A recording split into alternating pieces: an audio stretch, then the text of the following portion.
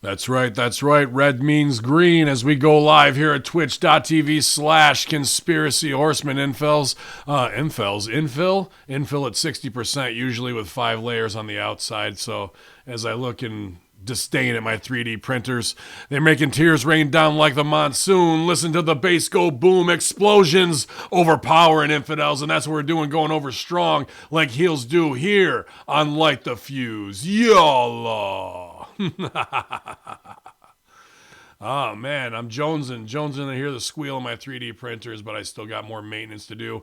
And we got some maintenance to do to tune up the wrestling industry here, man, with our opinions on the show this week. I'm on day 9, no sleep, so I'm a little punchy, but I'm going to keep it positive because the man himself is ready to snap into it. Look at him. He looks good to go. He's got all the gear on. He's been influencing people across the globe, and hopefully he can do the same for us today. It's the Chris Silvio. How you doing this morning, brother? I'm fantastic. I'm here and I am in gimmick. Once again, urging you guys, you have to catch our live stream on Twitch because you get to see awesome shit like this. And the world's #1 infill, MSG, Matt Schaefer Gage. I'm great, boys. How you doing today?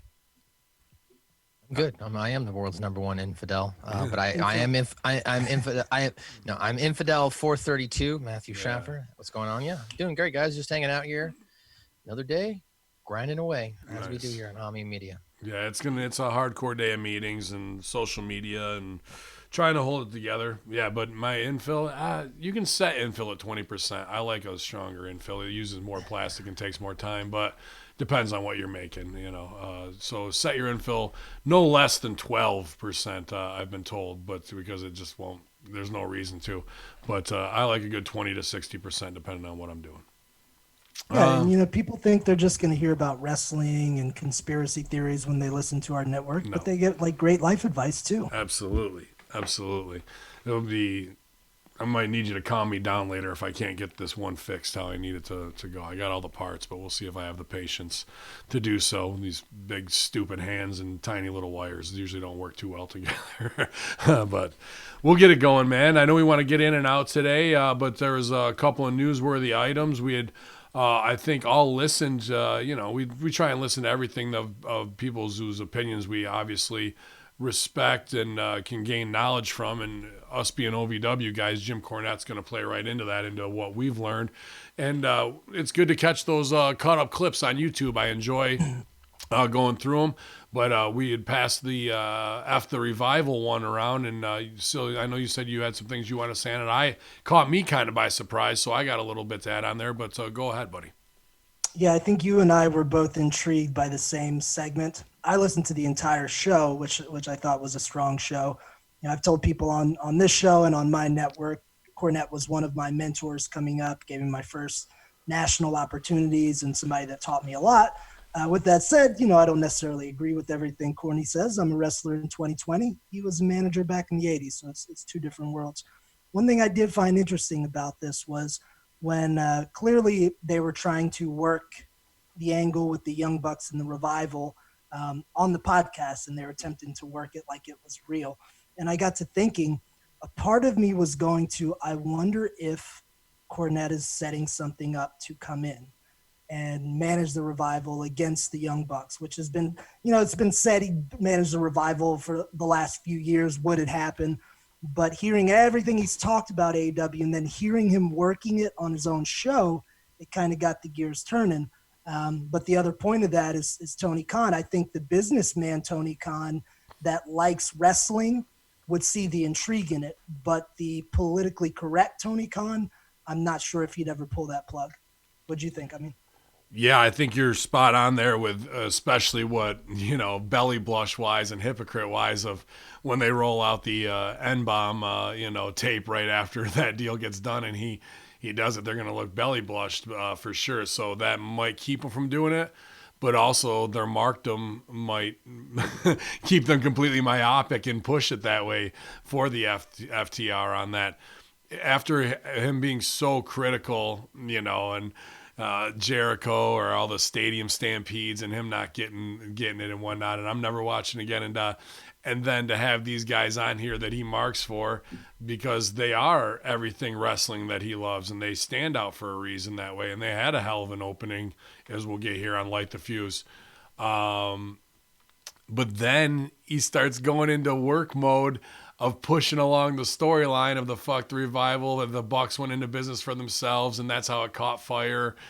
And the revival's trying to work it, saying, you know, insider terms, yeah, they never asked us, and then so that's what pissed us off. So they're trying to create a real heat, which I can't hate on by any means. They're protecting their business and going forward, and absolutely.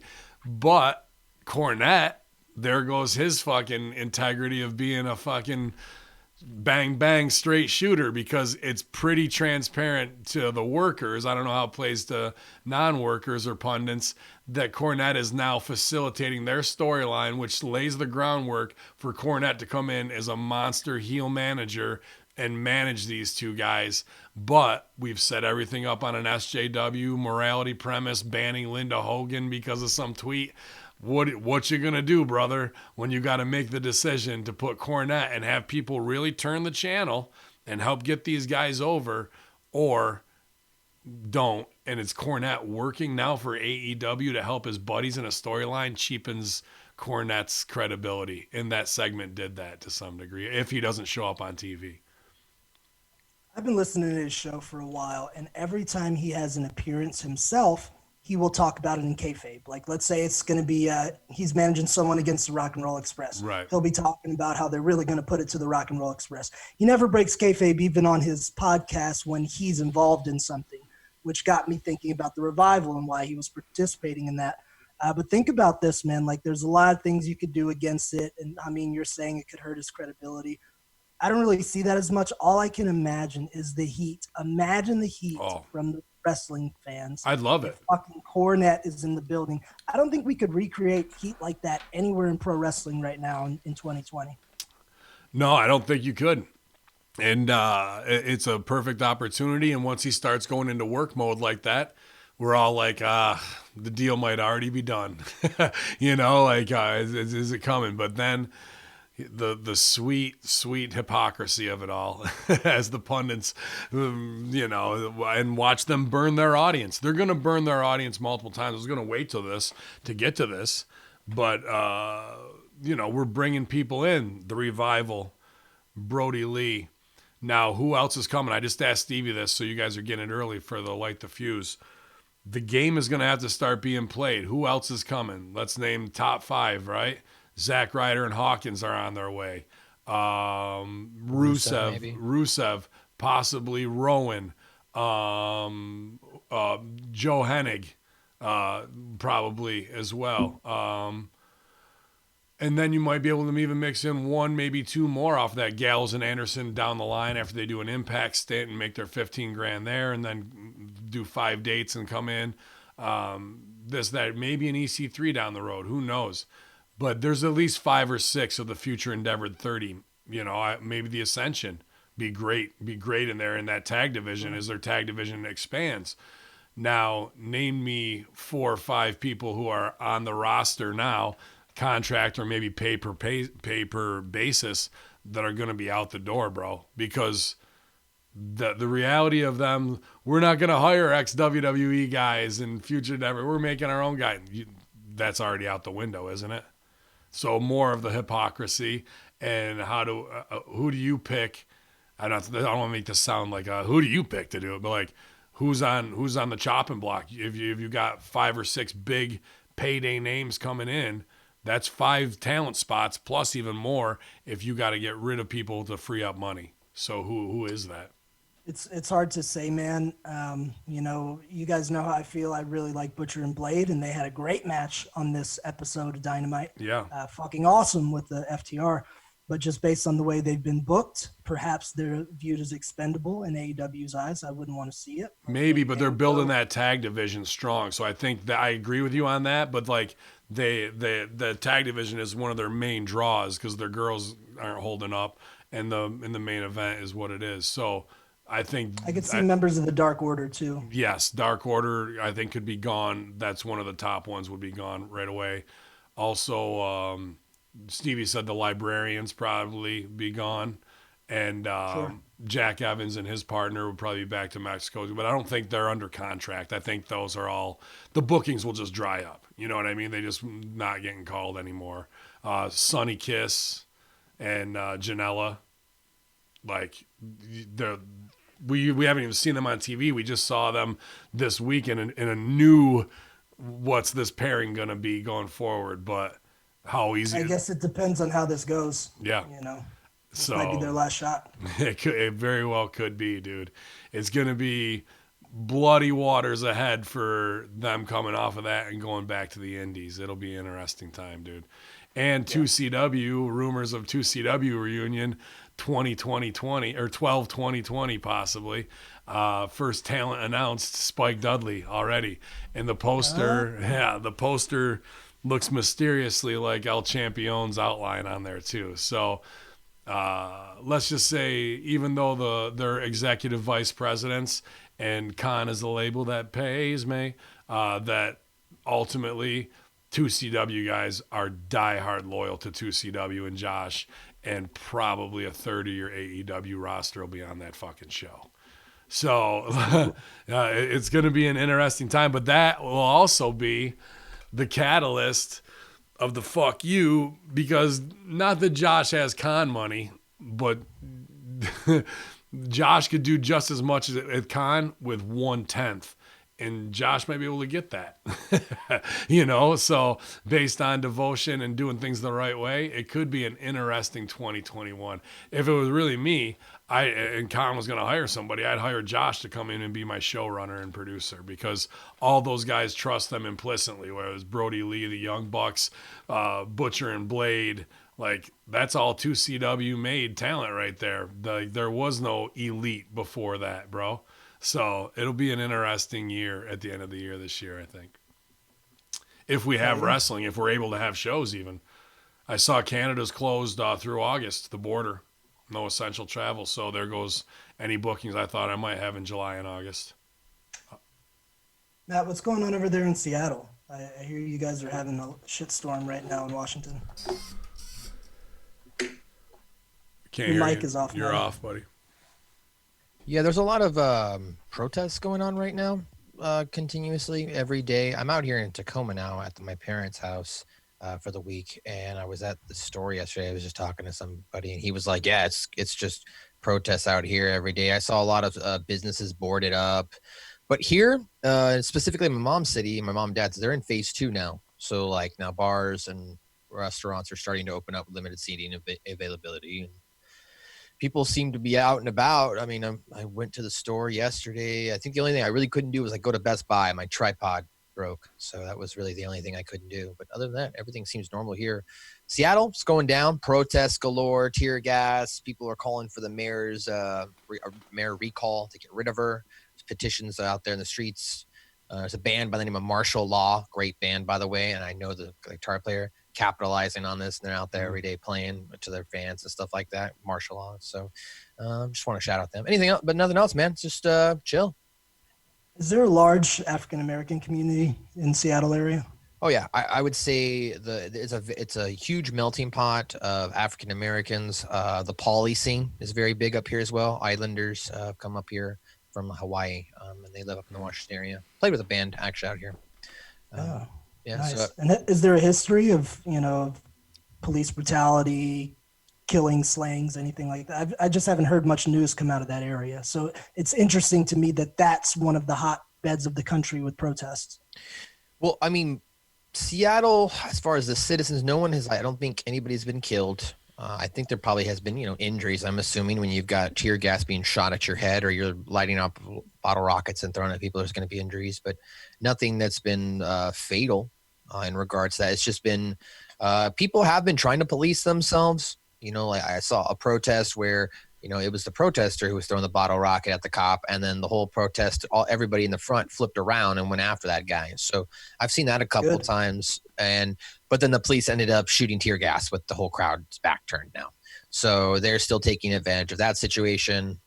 But yeah, I mean, it's just riots, or not riots, but protests every day. And then couple of friends of mine said they went out to a couple Tacoma protests here over the weekend as well, and theirs was a little bit more peaceful. So I think from what I've seen, the smaller town cities, 100 to 150,000 or less than that population, it's not as violent maybe. But in the larger cities where you've got millions and millions of people, obviously there's a lot more variables to deal with. I mean, I know you're Pedro Morales, ready for anything. How would you defend yourself? Like, if I get shot up with some tear gas, how do I defend myself? Well, if you're taking, biohazard rounds like that to the eyes, you got to have the milk and all that shit ready to go to neutralize it, right? So you're probably in a position like putting yourself where that is probably a 90% chance to happen. So, like Rip would say, be over prepared for the opportunity, right? And the opportunity is to fucking get your shit in or get hit with fucking tear gas. So you better be ready. And buy a Bin Hamin mask and you'll be fine. Yeah, that probably wouldn't hurt at all. I have one. But yeah, man, it's about not being a pawn. I hear that about Seattle, and I got to believe that a lot of that George Soros Antifa money is fueling a lot of that flames. Not that there isn't there, but if it's getting more violent and it's getting like that, whenever I hear that, I always think that there's some agent provocateur. Seattle, a very social conscious town, very, like as a melting pot, wants to be that way, and they're going to play into that and know that they can get their best footage and their best fucking message forward, in every city that they got it going down in. So to me, it's about take a step back from the 4D chest and see what hill you really want to die on, man. And is what you're doing just following a flock mentality, and is it really going to help make that change where you need to? I'm just tired of seeing people emotionally and mentally controlled by a mass media system that drives them out there to participate. Not saying protesting isn't a great, exercise of our constitutional rights, but it's also playing right into the lie hop, my hop events of them putting you out there. So then one of the agent provocateurs in the police or on the fucking side of somebody that you think has the same peaceful mentality, you only has to do one thing to turn it into a situation. Now you've been put in that, and you didn't even know you had a total different intention. So make sure keep a clear mind of what you're going into, I think is the biggest point of it. And it's super easy to get emotional. And once you do that, that can cloud judgment sometimes, so. Big time. And you're right, man. I bet you if I had to estimate, I'd say 90% of the people, and maybe even more, that show up are just there to try to do the right thing, exercise their constitutional right, call for peaceful change. But you never know. Like you said, it takes that one person, that one thing that fucks everything up, and who knows. And you want to talk history? All you got to do is go back to Boston and all that shit when it's 1776 and they're mobs and they're doing that shit, and the fucking British assholes are puckered right up, and it only takes one motherfucker where they might have been trying to do something, and then boom, they turn guns and fucking lay down 12, 16 people at a time in the fucking streets, and then the mob runs the other way. Like, that could be August, bro. That could be August. And those 12 to 16 people killed by your, either military, if the army's on the streets by then, or militarized police, SWAT and whatnot, who've been brought in, that's going to play right into everything that they wanted to do to kick things off. And it only takes one fucking asshole that is a Berkeley College radical that is on the payroll of Soros to do the wrong thing at the wrong time to hurt everybody, bro. And that's really, there's setups like that in every city right now. So be aware of what you're being used as a pawn in this big chess game. Agreed, gentlemen. Well, let's before we get into Light the Fuse, just want to thank our sponsors, RussoBrand.com. Pick up your bag of the Brosters coffee. It's amazing. Mm-hmm. I took some with me here on my vacation. I've got a giant, I like big cups, and I cannot lie, a cup that I am drinking it down with. As well as you can also check out ZordosOliveOil.com for all of your fine Greek artisan oil needs, plucked right from the fields of Greece itself. Yeah, I just had an order yesterday. Another order yesterday. Appreciate those coming in. ZordosOliveOil.com. That's right. And of course, go to prowrestlingtees.com/BenHamin/BWO Stevie /SEG shirts /Great God Papa Don. You force order as well, and you can get yourself some merch. Go to Chris Silvio's Superstar Summers. I'm sure he can sell you some of his merch too. He's probably got a bunch of glasses there that he'd be willing to sell you. Yeah, let's get into Light the Fuse, or AEW, guys. Light the Fuse here itself. So to kind of recap some of the numbers from last week, June 3rd, 2020's edition garnered 730,000 viewers. That was down from the previous week of 827,000 and down a little bit up from May 20th edition of 701,000. The only real competition last night was just mainstream news coverage of the George Floyd protests. There wasn't much else. Now, their YouTube numbers were down a little bit, still significantly higher than they were at the beginning of the year, with 3.5 total million views, down from 5.8. The most viewed was what was Orange Cassidy and Jericho, what happened when Orange Cassidy and Jericho faced off. That got 1.3 million views, and the least viewed was what did Big Swole have to say. Their average viewership was 150,000 views. So tonight's AEW starts off, I'd say is somewhat, interesting. You got a traditional wrestling match, 15-minute match between two top quality tag teams with FTR and the Butcher and the Blade. Now, of course, the announce team is joined by Le Champion. And he was fantastic for, I believe, the first hour. He was on the broadcast with us on the show. Now, FTR and Butcher kind of go back and forth to get things going. I mean, they're just kind of feeling each other out.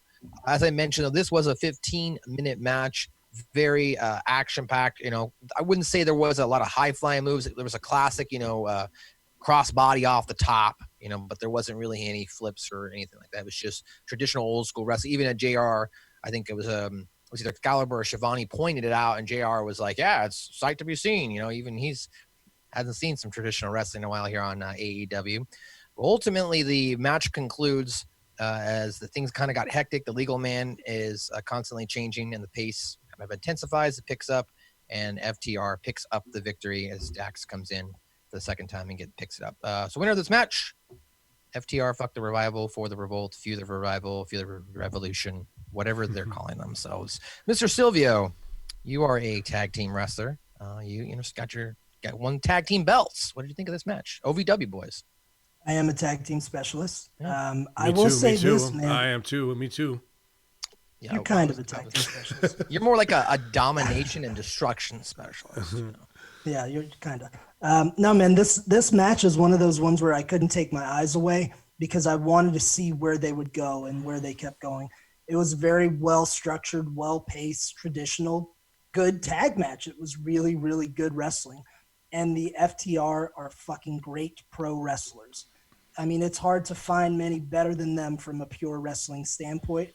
And Butcher and the Blade did great. We had Blade coming out sporting the new Candido haircut. So that was kind of cool to see. He worked exceptionally well with FTR.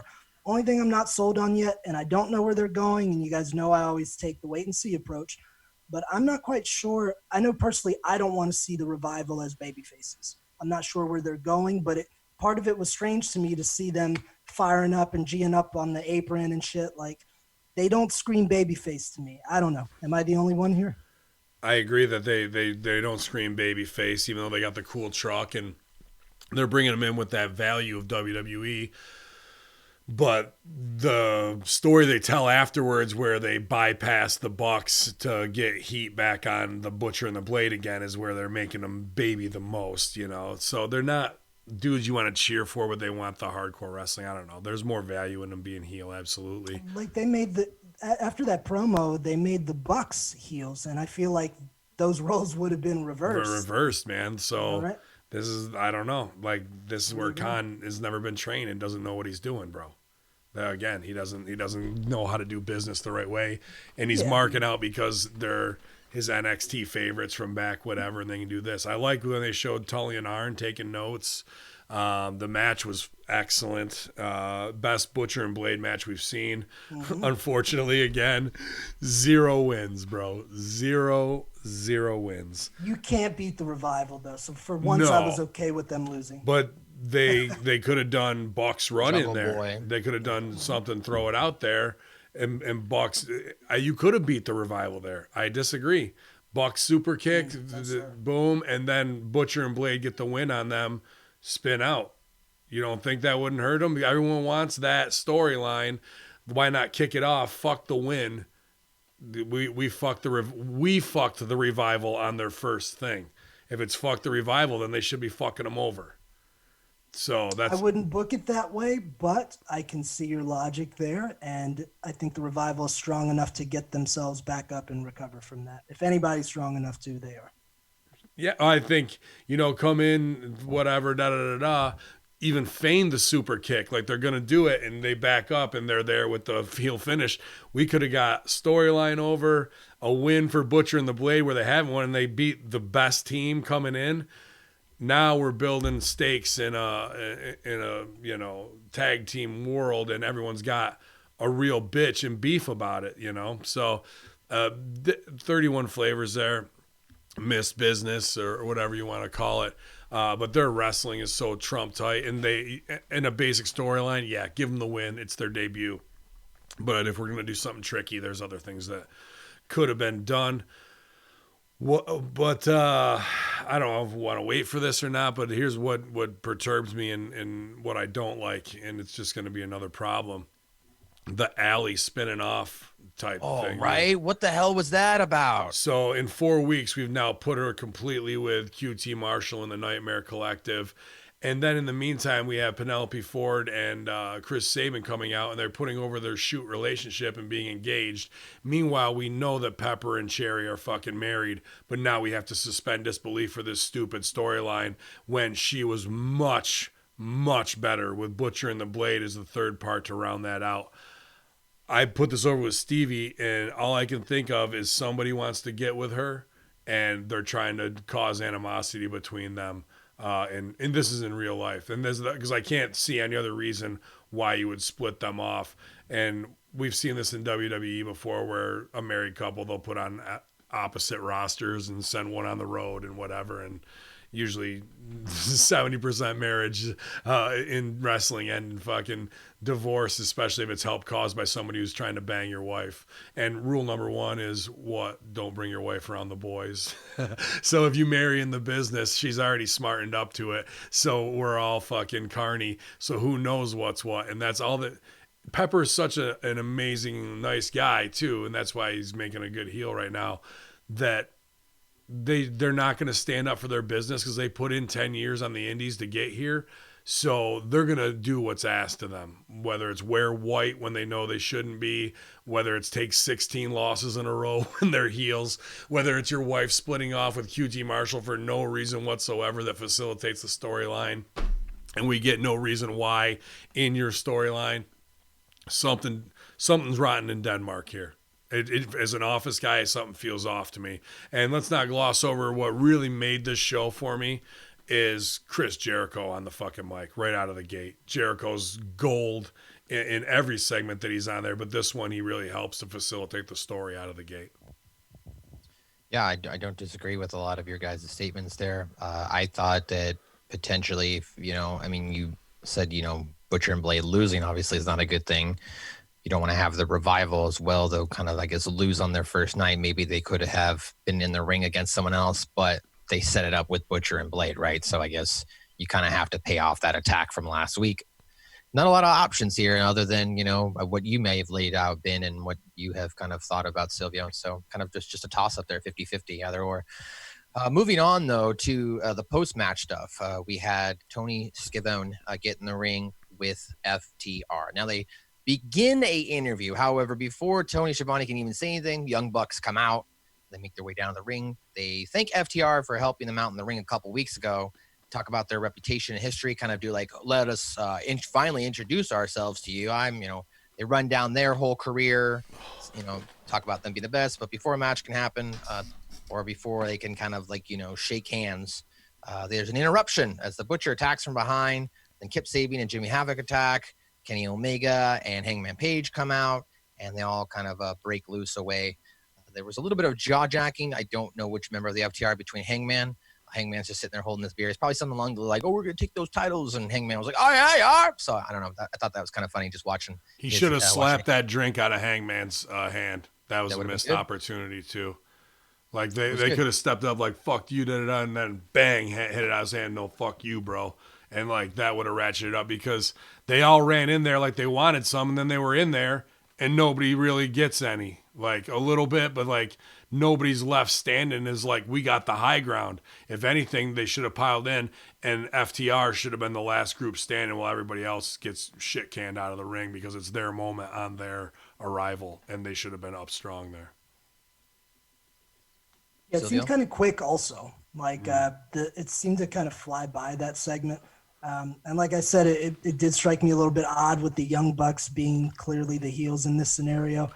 But you know what, man, watching this, and because the Revival is so different and brings something unique, when I saw Omega and Paige hit the ring, my wheels started turning. That's the money match that I want to see. I thought I wanted to see the FTR and the Bucks. The money match in my eyes is going to be FTR versus Omega and Paige for the titles. They'll both be excellent. And I think it's go through the Bucks to get to that. You know what I mean? I think that's a good build.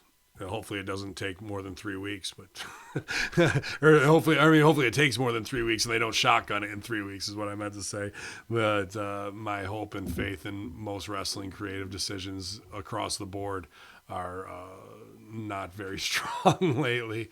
So, well, have faith, Hamin, all right, because very soon you will see some of your boys creative appearing possibly on screens across America. Oh, well, then I'll be super excited and sell for it big. But if you fuck it up, I'm going to hammer you twice as hard. Probably. Go ahead, Maddie. So after that, we go backstage to AEW Tag Team Title match announcement. Announced that we are going to be having QT Marshall and Dustin Rhodes taking on Hangman Page and Kenny Omega next week. Now, this is where you, of course, saw Allie with QT Marshall. Now, in the past couple of weeks, QT Marshall's just been talking to her in the audience. That's all we've gotten. There's not even been any Be in the Elite segments. There's not even been any like covert op segments of the Butcher and Blade saying we're gonna send you in to destroy them. There's been nothing. So it is very confusing. We know that she's engaged to Pepper. We know they've been together. They've been married. I think they're married. Married. They've been married for years. Going back to Impact Wrestling.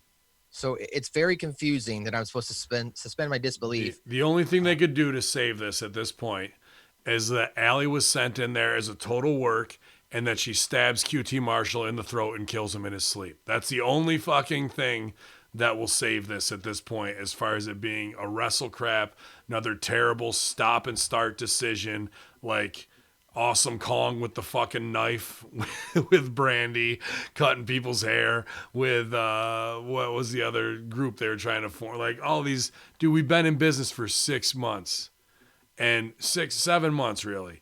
And they've started and stopped 5 angles. And even Jericho put it over when Butcher and Blade were in the ring. These guys have had a tough time. So they've been wanting to get a win. The last 6 months has been hard for them. I'm like, 6 months has been hard for them. They fucking debuted on TV off the indies with the gimmick. They should be riding high right now. And you guys have buried them over and over for mark out politic decisions. I bet out of all those losses they had, I bet 5 to 6 of those were originally scheduled to be wins, but because of click politicking and like that now they have 0 because of it. Because they're happy to have jobs, man, because they worked hard to get there. But like, if you're not going to stand up to be like, heels need heat, we need heat, and then the babies who seem like heels come in, and then the heels get heat back on them, but the babies beat the shit out of them again after the match. The heels don't even get to leave with heat after that. They get it taken away from them after they re-jumpstart again. Yikes. Oh, hey, I did have 2 details I left out of that. JR had a great line when they were putting over the tags. JR's comment for Paul Turner was, "This ref sees very little at times." Yeah. So that was pretty good. I like that he goes, tags JR. He's like, you like that, don't you? So like after the big meeting that they had about Pentagon and that was a shot on them right there. Oh, yeah. And then he throws Paul Turner under the bus. I really like the ending of this match, too, when the Revival hit that superplex elbow drop combo. Yeah. With ass dude coming off the fucking top. That looked great. And I love them using that spike pile driver finish. One of my favorites in wrestling. Mm-hmm. Yeah, timing was phenomenal on this. This was a purist wrestling match. And I'll tell you what, their assholes were tight when they have Tully and Arn sitting there watching them on their debut, and I'm sure they went through it with them to make sure it was as damn good as it was. It was a hell of an opener. Well, after that, we got Dustin Rhodes telling Marshall that he needs his partner focused with his head in the game because next week the two will be challenging the tag champs, and says that Allie will not be attending ringside there. Dustin, pretty good promo, still fired up. I just watched Dustin Rhodes versus Jeff Jarrett, like NWA from like 03, 04 the other day. And I was like, man, he's still, he just look, other than, the facial hair, he almost looks like same body physique. So like, he's just really shape. he's got himself into really good shape. He looks like, like he's 15 years younger body-wise. Look at his gimmick. He works character. Goldust is, and I would argue, maybe the greatest WWE character of all time. It played to the height of its intelligence. Controversial, comedic, beloved eventually, like such a transformation that set the way for, took Adrian Adonis and took it another way, set the tone for Rico, set the tone for Dalton Castle, and has now set the tone for Sonny Kiss, really, in a lot of ways, and still doing it. And he's opening his own wrestling school now in Texas. So, yeah, dude, I think be great for you to maybe reach out, Sil, and be like, hey, dude, I would love to come in and help out in character and in basics and training, especially when you're on the road, if we can do something. But I think that's going to be, you want to talk about a master's level education or almost a finishing school where he's not teaching basics. Boy, that'd be a fucking dream come true to study with him for 4 months and really take your game to the next level, even if you're a 10-year pro. I mean, what the fuck, bro? I mean, they're just a library of information to take in. Well, Sonic the Hedge Rat in the chat room says, freaking Silvio is too cool for school. His future is so bright. He's got to wear shades. So there you go. What's up, buddy? How you doing out there? Thanks for tuning in live here on Twitch. So now things are sent to the back to the ring where we're gearing up for another tag team match, ladies match. We got Nyla Rose and Penelope Ford taking on the alien, the world's greatest alien according to AEW, Chris Statlander and Hikaru Shida. They all make their way out to the ring. I thought this match was pretty fast. It only lasted about 6 or 7 minutes, which I liked, considering that next week they're going to be giving us more, like they have like 3 or 4 tag matches announced. So like they're really focusing heavy on the tag matches right now, getting all the people onto the program maybe. But, these two teams went back and forth. Ultimately, though, it was a ref distraction spot that leads to Nyla Rose and Penelope Ford getting the victory as we see some interference on the outside. Tachida taking back over to the ring. She hits a big knee on Ford, who's now the legal woman of the match. Ref distraction. Rose tosses for the AEW title. She blasts her with the finisher, and then she hits the greatest fisherman suplex, and the camera people were amazing, and I want to pause that point in the video. What'd you guys think of this match?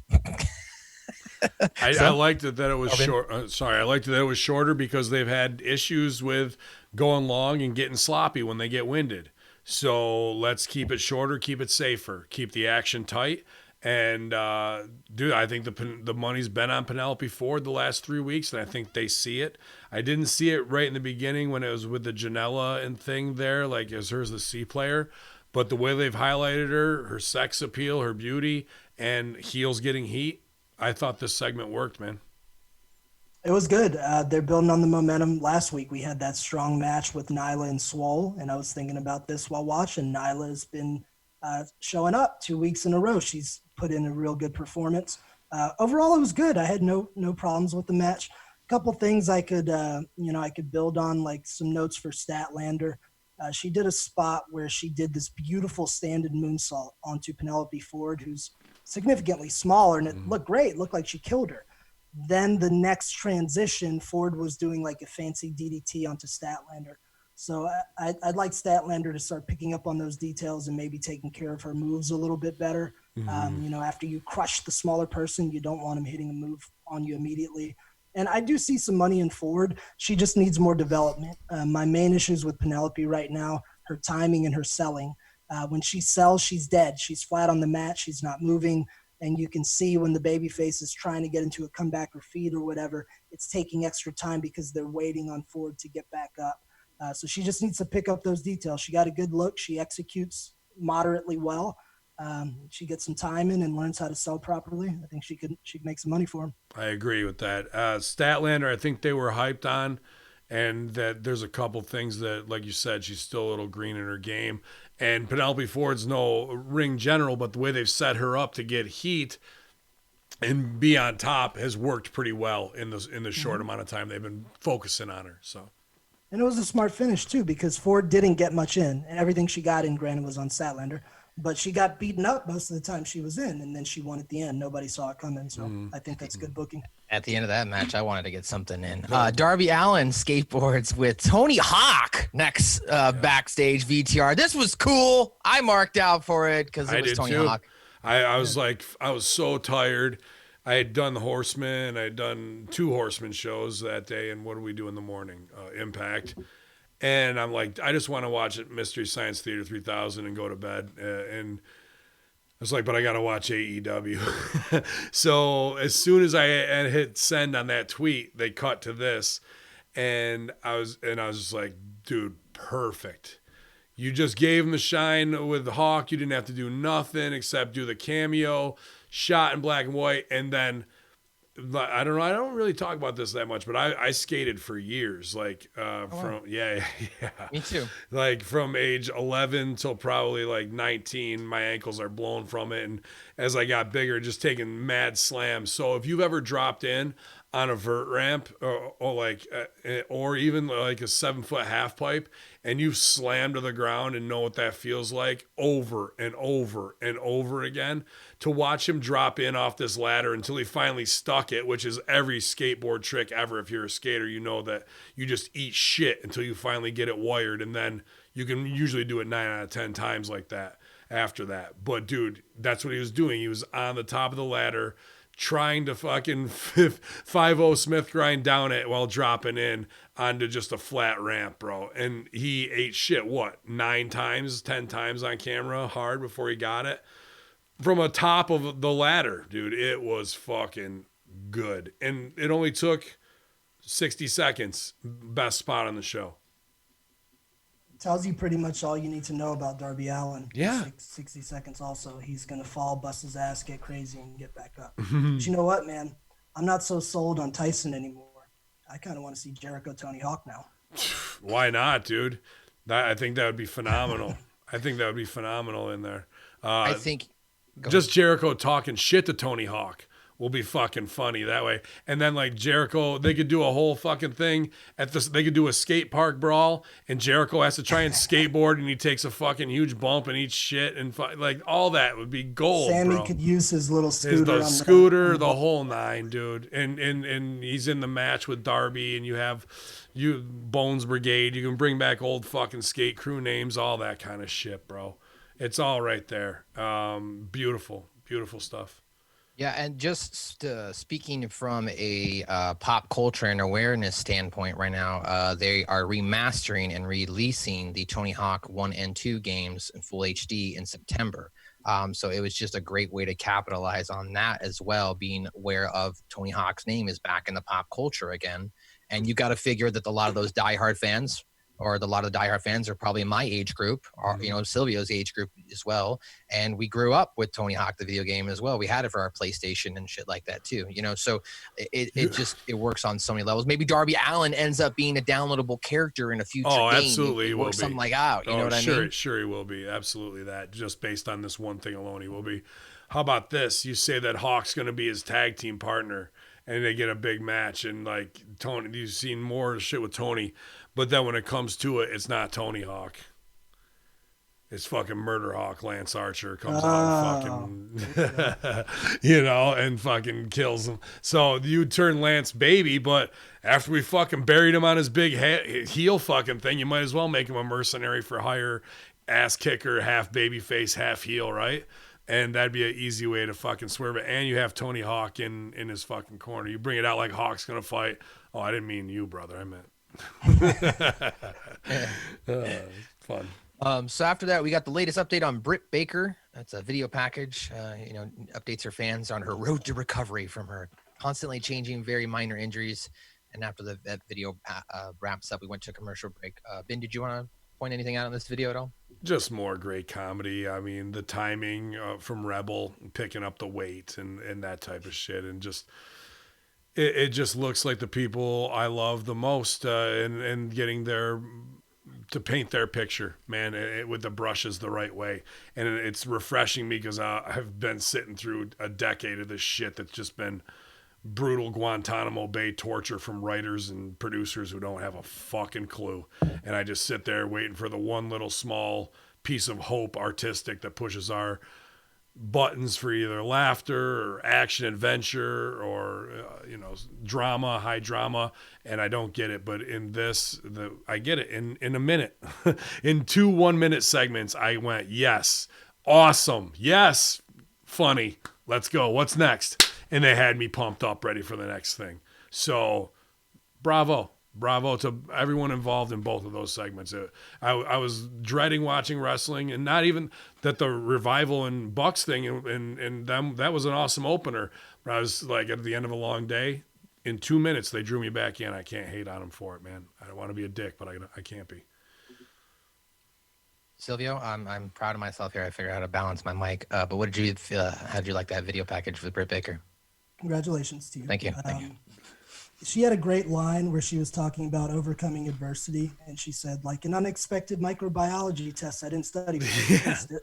And then she kept on going. That was pretty good. That's probably a truth about herself. We say when you get stuck in a scene, just tell the truth about yourself, and the audience will know that it's grounded, because they don't know it's a lie or not, but it seems very true. I feel like that was an exact example of that. That made me fucking laugh right there, dude. That was a good line. It was so good. The stuff with her trying to pull the 5-pound weight and Rebel having to help her, that was hilarious. My only problem with it was too short. I didn't want a 60-second spot of that. Give me 2-3 minutes of Brit. I agree. She's very good on the mic. They're producing her really well. At least the people, whether it's Sullivan's Productions or they're getting tips from in Brit and Rebel, are just shooting at themselves because she's got the knowledge as well. So it's very well produced packages. She delivers very well in the package itself. So I liked it too. Then we got a tag match, a 6-man tag match to be exact. And this unfortunately was the last time we had Chris Jericho on commentary, as Santana Ortiz and Jake Hager took on Best Friends and Orange Cassidy. The bell sounds, things jump off to kind of an explosive start. Santana Ortiz have some great success early on. Jericho is having a field day on commentary, particularly with his disgust in his voice when he talks about Orange Cassidy. That's what I wrote down. And then Best Friends getting some decent spots before the tables turn, and then we get the Inner Circle fighting back. We get a pair of top suicidas to the floor before the action then resumes inside the ring.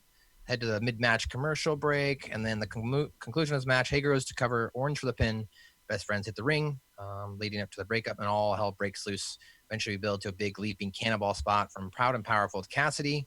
They hoist him up afterwards, looking for their street sweeper finisher. Get some interference from the Best Friends on the floor. Leads to an unexpected victory, though, when Orange Cassidy gets a roll-up for the pin. And then immediately after that, Inner Circle pounced. But what did you think of this, Silvio? Watching the match itself, I kind of expected them maybe to do a little bit more. Like, something about the match didn't set my world on fire.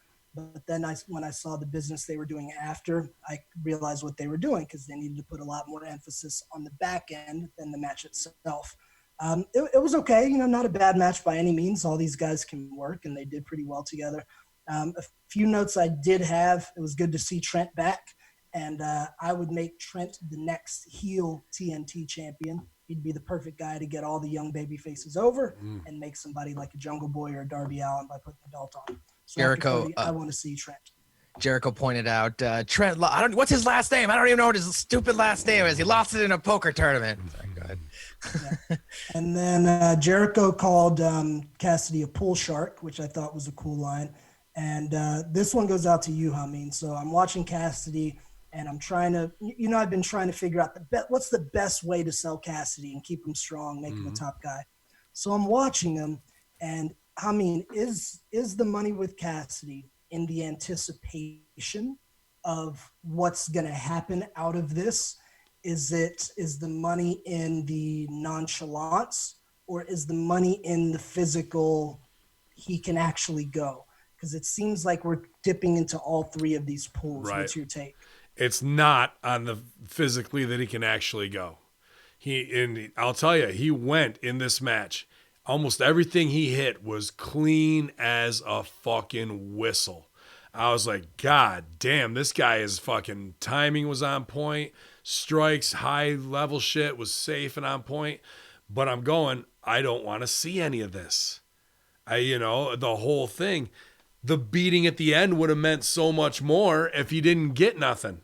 Now the heels are even bigger pricks for beating a guy who didn't get a bunch of shit in on him, It's all about anticipation and taking it away. So it's about when you think he's going to do something and he's even set up to do it, he turns and walks away and does the other fucking thing. So even when you think the anticipation part there is like, oh, here it comes, we need to take that away to surprise them with something even higher level and outdo ourselves every time. That's how we push the character to that point where it boils over finally. The anticipation taking it away, the frustration forces the physical. And that should only happen once, maybe twice a year. He's way overexposed with this. And then the end, what they tried to do with the symbolism of the oranges and the beating, good on paper, not good in execution. Way too many oranges, a big sack full of oranges, bro. Hard to wield. Didn't look good on camera. Like if you were to go try and do that with your brother in the fucking kitchen with your mom's new bag of oranges, probably not going to hurt that much. If you got a fucking sock with one orange in it, you can fucking kill a man based on internal injuries and what it can do to them by slocking them with it, bro. Like, like a mace, boom, and really showing it in a blanket party kind of way, like Full Metal Jacket. That's the way, like, Cartels and those guys will fucking do it on dudes. But that looked like Jericho just had a fucking... like a 10, 20-pound bag of oranges. Right, and it didn't come off right, and the gigging and the whatever was not believable based off of that. And what probably sucked, if he did gig himself and get the cut, then to put some fucking citric acid in there feels really good. Really fucking good. And try and it's sterile. Try and no sell that on top of it. So yeah. Excellent. To clarify though, the color came from the bat shot, not the bag of orange. It don't make no fucking difference. It still burns like a cocksucker at the end of the day. JR did say they were taking health precautions. Yeah. So, but I see I see oranges, and that means somebody's got to die because I'm into Godfather symbolism. But Orange Cassidy clean as a whistle, a double hurricanrana on the fucking LAX. All that shit was just real pretty. But I don't want to see it from him until I gotta see it from him. That's the problem. I agree with you, man. I was watching and then I was very impressed. But the part I was most interested in was when he was squaring up against Hager and you got big, badass Jake Hager. What the fuck is going to happen with him and Cassidy? I think that's where his money is. And I got to shout out Hager too, man. He's coming into his own. Fine, and outside of maybe a little part of that We the People thing, this is the coolest that Hager has ever looked in professional wrestling. Yep. WWE could never make him look this Oh, well, he's a one-trick pony of We the People and all that kind of shit, I mean, I honestly feel like what we're watching on TV is just Jake Hager. So I don't feel like he's having to play a character. He's just being his badass self that he is, the big MMA fighter guy that he is, right? So, yeah. And I think that comes through rather than him trying to fake or play some sort of patriotic. Not that Jake's small, by any means, and neither am I, but Jake on TV is way bigger than when I'm standing next to him. Like, we're pretty much eye to eye. He might have an inch on me, but like on TV, I look at him, he looks like he's fucking 6'10". Because everybody on the AEW roster is 5 to 6 inches shorter than me. So it fucks with I'm like, God damn, Hager's big as fuck. And then I'll see him in a year and be like, he ain't that fucking big. I might be able to take him. But to me and Silvio, everyone is big. So, Hey, Matt, how much would it cost for you to fight Hager in a legit fight? I'm not doing that. No. Everybody has a price. No. I'll do 10 guys to take on Shamrock. And I'm willing. 10 guys. He's going to do 10 guys, and then he's going to take on Shamrock. It's going to be a long night. 11. It's a long night. I'll gather up 10 gentlemen. Oh, well, 10 guys. And then what are you going to do to him? Yeah, and we're going to go fight Shamrock. We got 5 already. Those 5 are in the chat room with me here. Maybe you didn't fucking see on Impact where Mike Elgin gave 2 fucking spike DDTs to Shamrock, and he popped right up and I no saw it. sold That's him. why we need 10 guys. So I That's why we think need I don't 10. think your 10 guys are gonna do it anymore. You're gonna have to, 500 grand. I'll fight Hager. Enough to cover my medical 500? expenses and get a house, maybe. yeah, I'd probably fight him for $120,000. Fair enough. Because I know I'm going to have medical. I know I'm going to get hurt, even though I know how to shoot. I'm a pro wrestler and I'm not a bitch. But I'd for sure be hospitalized after that. Yeah, I'd probably beat him in the second round, so I'm not too worried about it. Heel hook, Oh, Frank Mir style. I'd probably just body and put weight on him and then try and pound him out with elbows, to be honest with you. This is a fight I want to see now. Yeah, dude, I got strikes too, man. Super heavyweight class. So after this, we get. I'm no more of a slot bucket than the other 2 guys that he beat the shit out of in Bellator. How about that? Right? If you're looking for guys who you can go over strong on, maybe, but I got a fucking fighter's chance. So Tony Schiavone interviewed. Schiavone, get it right. Schiavone. I'm doing it different ones. It's funny in my mind. Now we see Tony Schiavone with Maxwell Jacob Friedman, MJF, talking about being undefeated for over a year. But sees Jungle Boy getting a TNT title shot. He refers to himself as the great white shark that is swimming in a pool of minnows.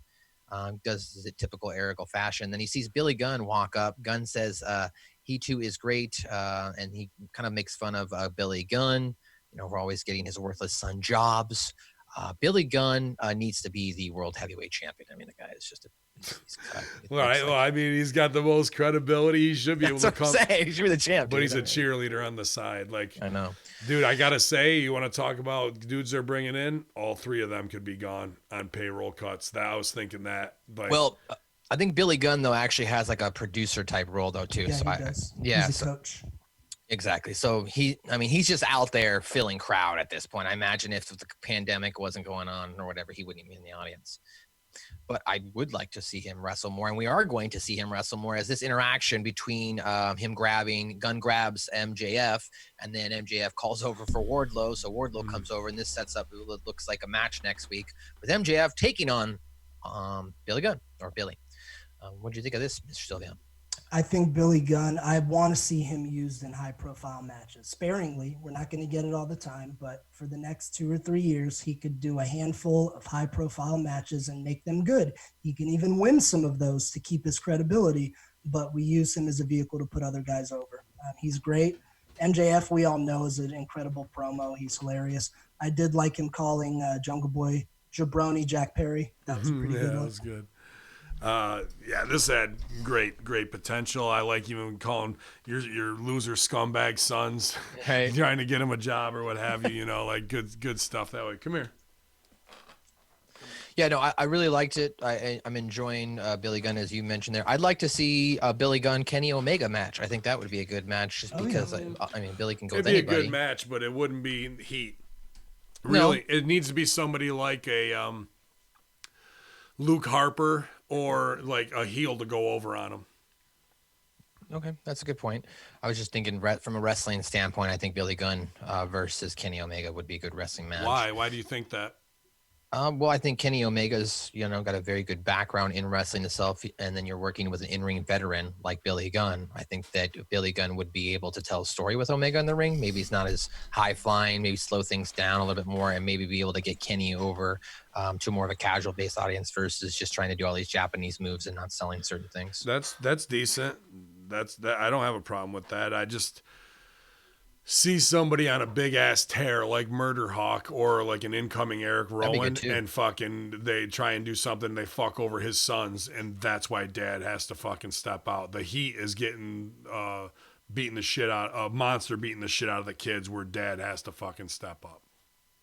I'd do a high profile, this might be my last shot deal. That's good too. He's going after Cody for the TNT, and they build it for weeks. And the audience starts thinking, holy shit, I think Billy might win this.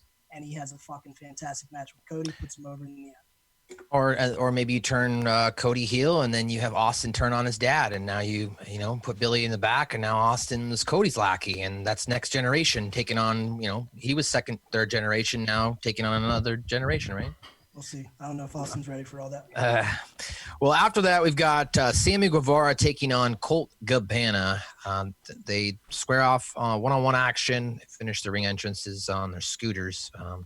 The bell sounds off to get this one underway. After kind of going back and forth, we go to commercial break, come back, or JR did the whole, we're going to be in commercial break. Stay with us, folks. We see Cabana avoiding a GTS by Guevara before responding with a flip-flop and fly bionic elbow, both of which connects for a boom. Finally, things build up to the finish as Cabana looks to execute his Chicago Skyline finisher. He slips on the ropes, and then Guevara hits a well-timed GTH for the pin and the win. Winner of this match, Sammy Guevara. And what did you think of this, Silvio? So we had Sammy coming out with his new Hit Me Up mobile with the sign on it. And I'm seeing all these great things that he's picked up from Jericho. Look at what Sammy's been able to get over. First, it was the cue cards. Then it was the Hit Me Up line. Then it was the chase. Now he's trying to get this stupid fucking little vehicle.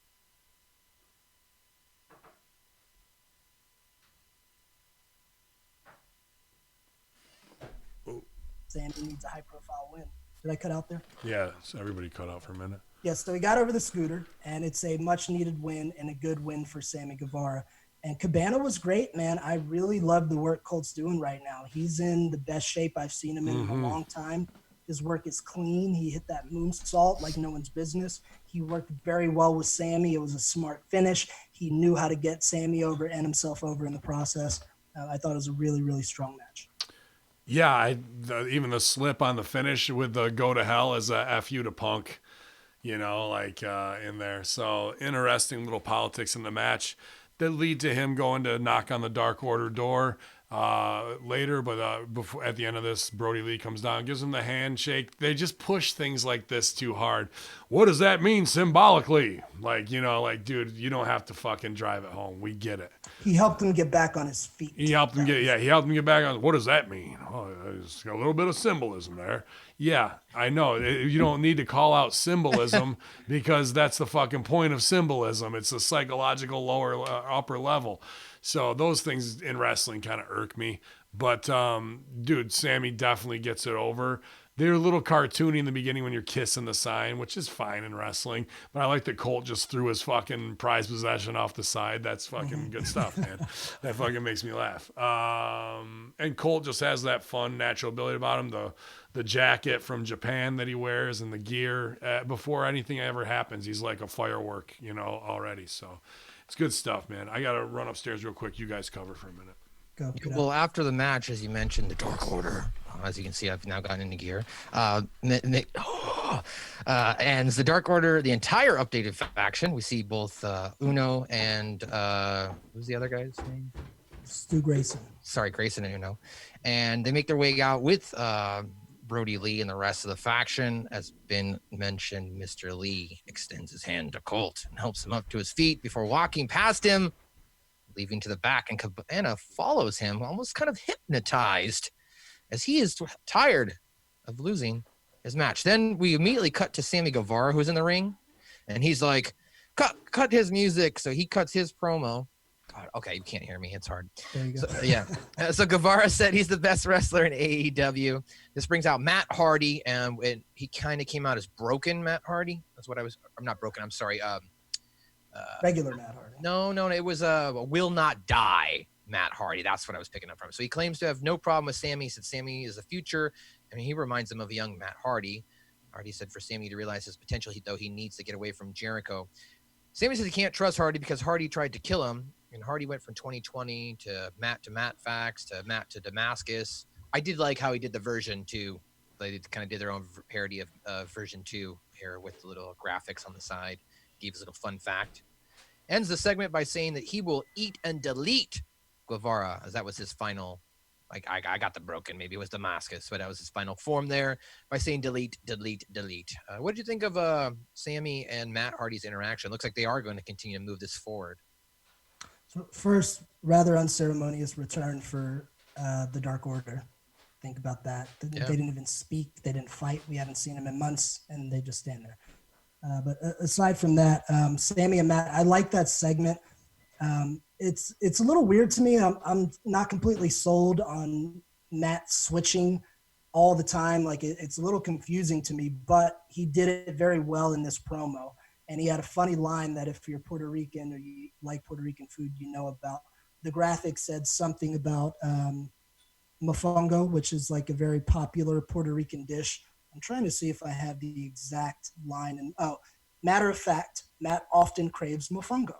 Then as he switches into Broken Matt, he threatens to eat Sammy like mofongo and then says, delete, delete, delete, delete. So that it came across real well. That all came together. But it seems to me almost like the Matt Hardy character now is the dude that helps the young guys, because he came out to give Sammy this advice. He's hanging out with Private Party. They're doing Hardy Party.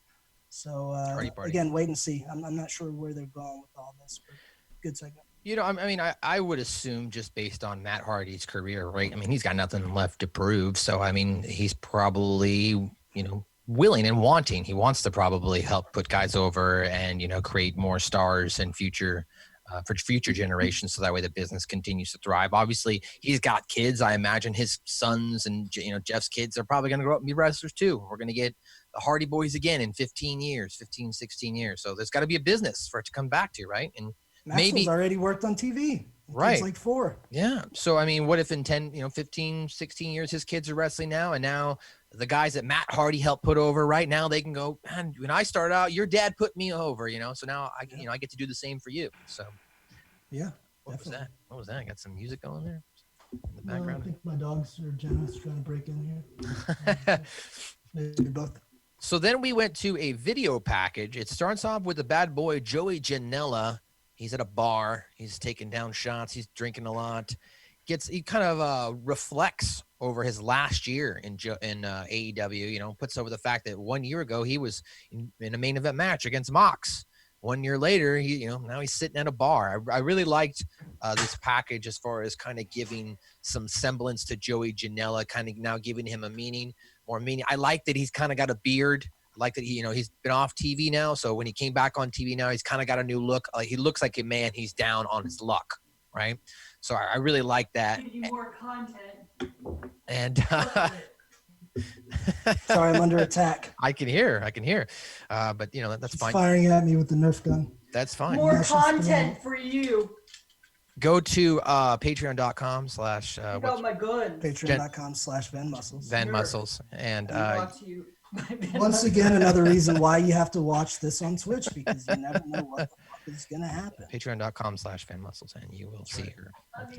Love you. And she loves. Oh, that's cute. Well, speaking of cute, Janela gets up, sees a cute man, Sonny Kiss, riding and styling in his, Corvette sports car, and says, "Hey, what are you doing here? I'm getting drunk." Well, get in, and they take off. I liked this. I like this whole video package, and I like the pairing. I like the pairing of Joey Janela and a Sonny Kiss. I think that AEW tends to be very conscious about their audience, what's going on in the world.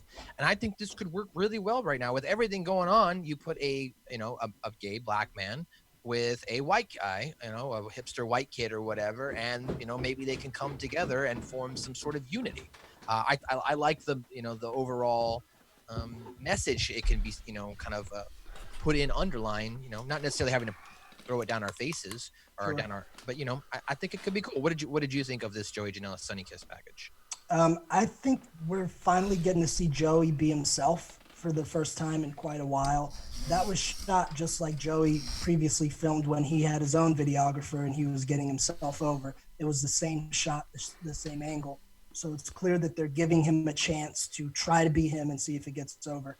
I like the touch of Sonny Kiss in the sweet sports car, and it was shot well. It was interesting. You watch it and you have to go, okay, where are they going with this? So I'm interested. I'm intrigued by it. I'm not sold on Sonny Kiss's work yet. However, the more matches that Sonny gets in and where this angle goes, perhaps that'll change. But I'm definitely intrigued to see where it goes. Ben, for you, of course, we're going over now this. I just was recapping the Joey Janela and Sonny Kiss. I put over the fact I liked that they paired them together, as I thought from a culture standpoint, you're putting the white guy and the black guy together right now during times of unnecessary, angst. And, I think it could be a good pairing as far as Be careful visually. labeling Sonny Kiss a guy in today's fucking society. What did you think of this video package? What did you think of how it was laid out? We already got one guy who drinks. We don't need two. That's the first thing I thought. He stepped on Hangman's fucking gimmick. I get it's an introspective thing and him fucking beating himself up, and I like the over the shoulder look at the billboard and it shows his indie jumping off and doing dumb shit. It's smart for him if that's what he's gonna be. If he's gonna be New Jack, if he's gonna be Axel Rotten of fucking then okay, let's shape it up. That's where he is on the show. If that's where he's going to shine and nobody else is going to do that stuff, then that's fine. But that means other guys can't be taking 2-story fucking burning hammers off of a goddamn whatever through a razor wire kick out on one. That's Joey Janela's spot, and that's it from now. So I was a little shocked that he put that as his top spot of his highlight in his life. He was like, this is, will I ever have top spot again? And they show the video of him doing that. Might be what they own rights to. Right. You mean the one with Danzig, the roof? Yeah. So that's what made him. That didn't make him. So, maybe there is some of that in there. I don't in the Sunny Kiss and thing with him, odd couple. It's whatever. Neither of them. Like I said, to be honest with you, I think they're welcome back to the Indies pretty soon, bro. If you're talking who's on the chopping block and who are we going to be able to actually get over, and we hired Sonny to make ourselves look like a certain way, but now we need to make money as opposed to appeal to our SJW base. It's going to be a different look soon, man. So I don't even know where To Be Continued might go. To Be Continued could be 3 more weeks of these vignettes and they get one match and that's the last we see of them. That's a high possibility and probability. I hope not, but I don't know. I was hoping they'd go more of a young Jericho route with Janela. I see so much of it there and they could have done it, and now I don't see that road ahead. So it'll be interesting. The problem with Joey is he had a great gimmick and he could talk really well. When they debuted him, he was kind of the hardcore guy. He was the one doing the crazy shit. For whatever reason, either Joey decided or they decided they were going to try to mix him in to be a wrestler like everyone else. And Joey doesn't do that stuff as well as a Kenny or a Pac. So he's not seen on the same level. Now, if he was doing his shit, yeah, he would stand out. But for some reason, they wanted to try to make him, or he chose to become an average AEW wrestler. So we'll see where this goes. I think he and Sonny are from around the same part of the country. I think they're both northeast. So Maybe they have some history. Maybe they're friends behind the scenes, and it'll work out for the best. Well, I mean, in Janela's defense, he's gotten pretty much injured every year for like the last 3 or 4 years, right? So maybe jumping off of fucking roofs through fucking light bulbs. Well, no. You said he wanted to be a wrestler, so maybe he's tired of jumping through fucking light bulbs. There's not injured in wrestling, dude. When you're active roster, you're always hurt. I mean, isn't there more longevity in traditional wrestling than throwing yourself off a roof? Not when you don't have any executive vice president friends. Why did Joey Janela get hired? Because he is a self-promoting guy who jumped on WrestleMania shows with his little fucking offshoot brand of fucking comedy wrestling show, Freak Show Wrestling. That's in where the Bucks and those guys operated in the shadows too, so they wanted to help bring his audience in. He had value. Doesn't mean that he's a top fucking pro wrestling tease darling, that he's going to be Khan's darling, that he wasn't a New Japan darling. All those guys got executive vice president decisions, so in the indie pecking order of who's over and get your shit in world, they're above him. But they did pull his audience in and make themselves look more indie credible by including him in there. All that has run its course. Now is time to be a real TV show, corporate run with a budget. And guess what? That fucking little underground stuff that got you to this point is going to go by the wayside. It's just the way it has to be. Now, he can either become Jericho and fucking do that, or you can continue on Mud Show, jumping through fucking light bulbs and jumping on WrestleMania weekend. That's the fucking choice of the matter. Well, before we get into the mocks and main event, did you want to comment at all, Ben, on the Matt Hardy promo with Sammy Guevara? Yeah, not good to switch characters like that without the magic. It took away from the ability of every time we see Matt, he goes underwater, comes back out as something else, goes into the ice chest, comes back out. what have you, just to do it like that was a bad dog and pony show to go into each one of them. It didn't protect the transition is part of the game that makes us go, oh, that was cool. And they took that out of there, so it wasn't as nearly as good in my opinion. Kind of came off as multiple personality disorder, maybe. It just looked, or it looked like a weakly written scene for in ring. It didn't protect them at all, or protect any of the characters. Okay, well, let's get into guys who I think the two guys they're protecting some good characters. As one of them is working with the legend. That's Jon Moxley. He's backstage. He rolls up. They took a shot at WWE by saying the champ is here. He says he's one miserable son of a bitch. That being Mox says that what separates him from the pack is the fact that anyone in the world thinks that they can beat him. That pisses him off. He's going on to put over Taz as one of the greatest trash talkers of all time, saying that he's been trying to get in his mind all week. And he says, well, you did.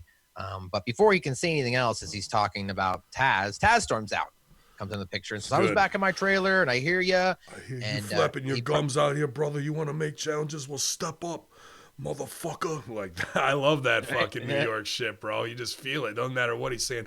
What the fuck you fucking say to me? You fucking want some? Dude, that's everybody in my hometown. So as they're jaw-jacking back and forth, I really like the visual scene of Brian. You just see a big dude with no shirt coming in small, getting large, and then taking out Mox. It was awesome.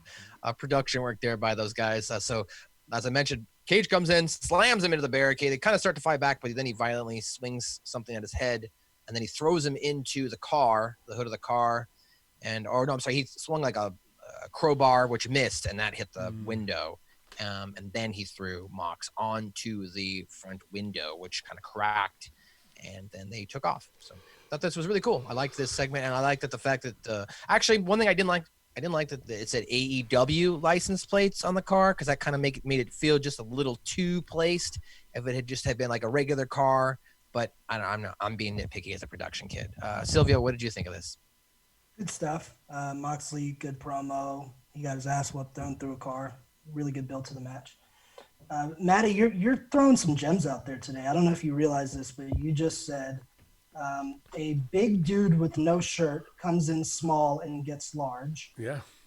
He's going to take on 10 men, and then he's going to go. He's going to have 10 men. He didn't say men. take on. He said do. He's going to do 10 men and then face Ken take Shamrock. On Shamrock. Then take on Shamrock. Yeah. You got to get loose. He's got to get loosened up before you get to Shamrock. You can't just go in there. Yeah, no. I'm here for you guys. I'm here to entertain you guys. This might be the most sexy talk we've had in weeks. It is a sexy, sexy show, and not just us, but entertaining 10 guys as well. I mean, did you have your thoughts on this, Ben? Would you like the segment at all? I mean, you kind of put over the fact there, Taz, of course, you like that New York style. Yeah, brother. I mean, that's just me. ECW. That takes me right back to being 18, 19 years old again. I love that. And I don't know if Taz should have gotten something on Moxley there. He should have. You do think so? Because he is Taz, right? He did a walk off, and then, Cage is on him, but afterwards Cage should have held him up, and then fucking Taz, I thought would have been good. Taz is known for the cigar. What if he fucking had the cigar lit and he fucking burned him with it? Yeah. Because cool. Taz doesn't need to get the Kanda Hajime or a punch on him. What can Taz fucking be doing and fucking... You sure get it close to his eye, you know what I mean? Something fucking seriously violent wise, and then take it back and blow smoke in his fucking face, and then Cage fucking drops him one more time. I would have liked. Go ahead.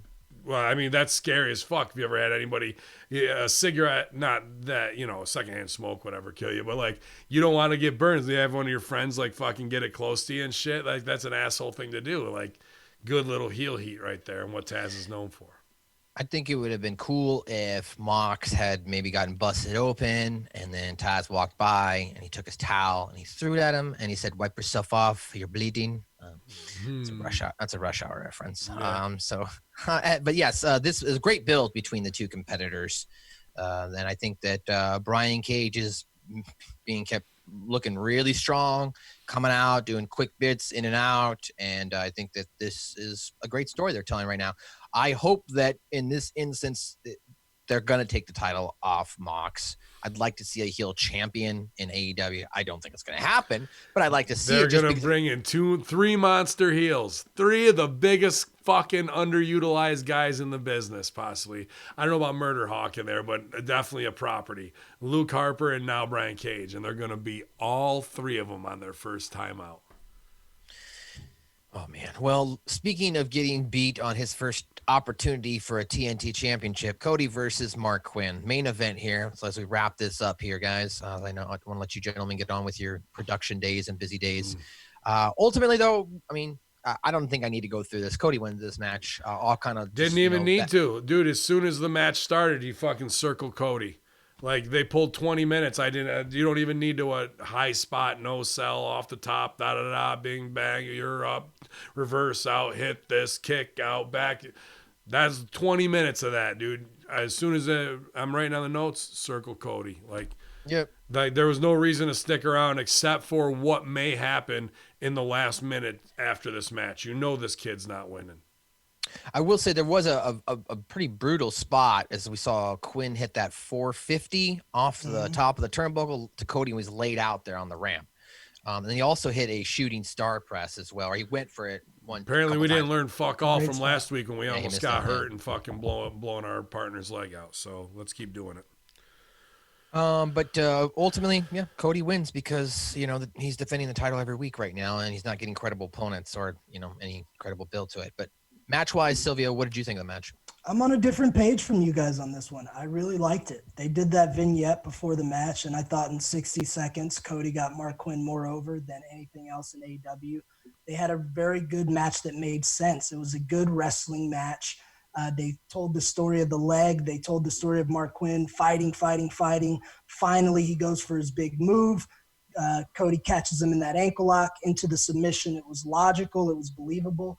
Yeah, I don't think anybody thought that Quinn was going to win, but I thought it was such a strong match that I was okay with it. And this is what I want to see from Cody weekly. Now, if we can get people that might be a little bit more credible as threats to him, great. But this is the kind of match I want to see him doing on TV. I thought it was way better than last week. Yeah, I didn't have a problem with the match really either, but it's just 20 minutes of I already know what's coming. Give me the last minute of business. I mean, do you think it would be better well served if you're going to have a weekly champion to have a heel champion so you want to see him get beat? Always. So you're tuning in, Always. right? And to see him That's get how beat? you make baby faces. You're making babies based on that. I wish that guy would be. This is going to be the guy. Fuck, he didn't, but at least he got up that I had hope in him. And he got that close, but the heel, he would have beat the heel if the heel just knew that one fucking heel thing. That guy should have won, but the heel cheated, ref. Like, we're not getting left with any of those feelings. Now it's just Cody versus a baby who you're over now because you got to wrestle Cody. That's the fucking message, right? It's nothing to do with the real stakes of it all, bro. You get some heels mixed in there, too, to work with Cody.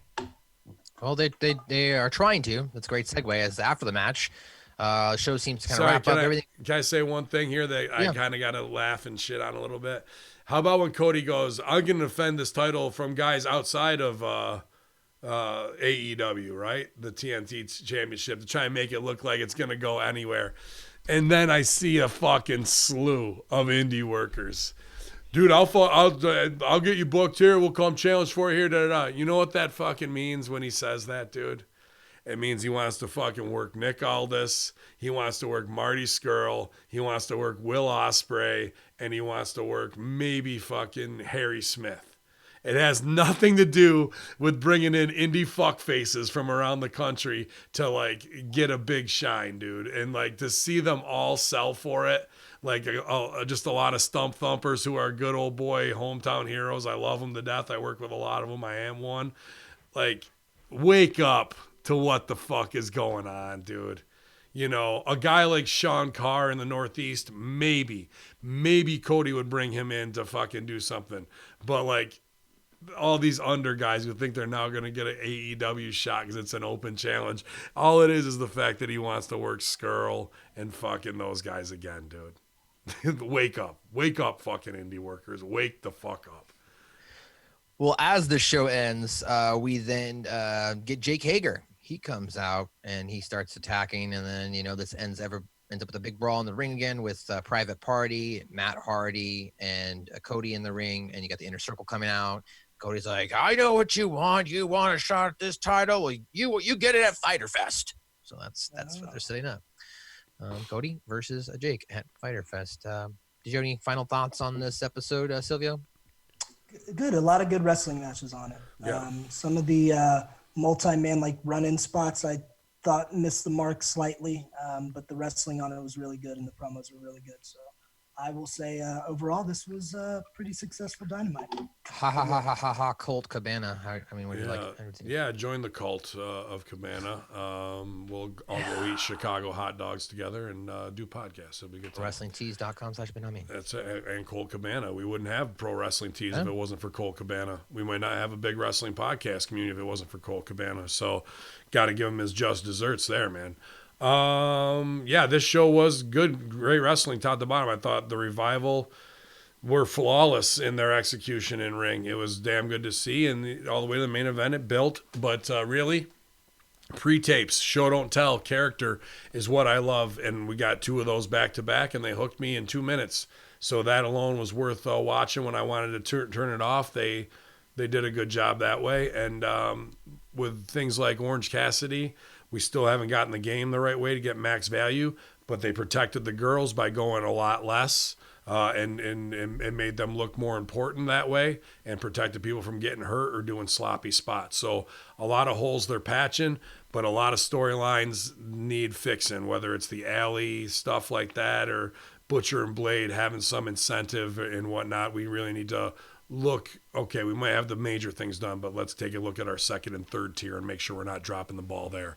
But all in all, entertaining show, man. I got through it and didn't have to watch it this morning after a long day. So, y'all. Well, guys, that's going to do it for another edition of Light the Fuse. I'll let the guys give their where you can find them. Of course, my name is Matthew Schaffer. You can follow me on Twitter and on Instagram at Matthew_Schaffer. Check out my podcast, Suck Up My Balls, number 27 is up right now. We reviewed 3 for 3. There he goes, Sil. I mean, what are you going to do? With Cow Days, that's available now. You can also check out New Force Order episode 66, Execute Order 66. That is up right now on hackerhamin.podbean.com, newforceorder.podbean.com.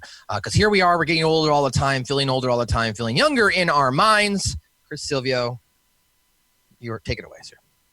All right, you know where to find me. I am at the Chris Silvio on any place where people have social medias.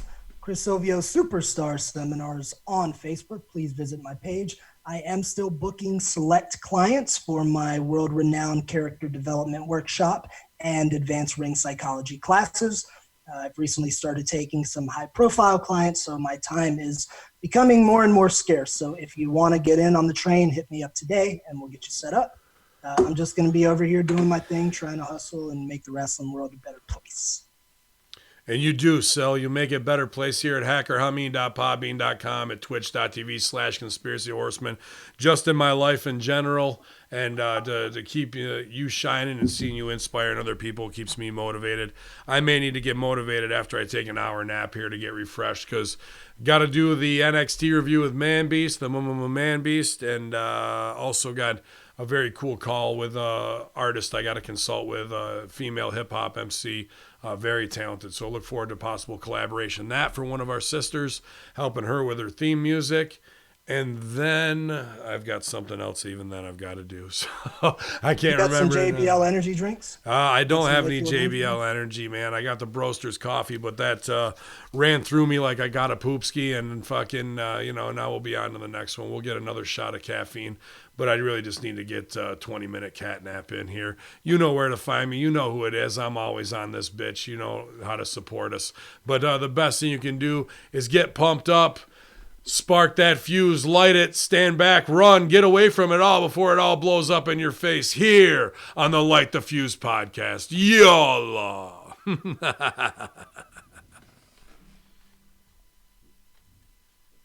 And that's